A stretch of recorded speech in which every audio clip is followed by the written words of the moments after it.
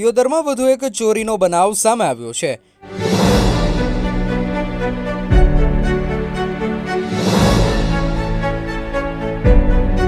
Deodar highway વિસ્તાર પર આવેલી રમાધણી ઇન્ડો ફાર્મ કંપનીના શોરૂમમાંથી ચોરી થઈ છે।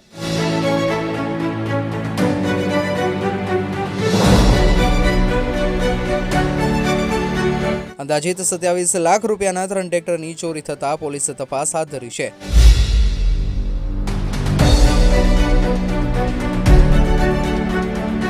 દિયોદર હાઈવે વિસ્તારમાં ચોરીના બનાવથી વેપારીઓમાં ફફડાટ ફેલાયો છે।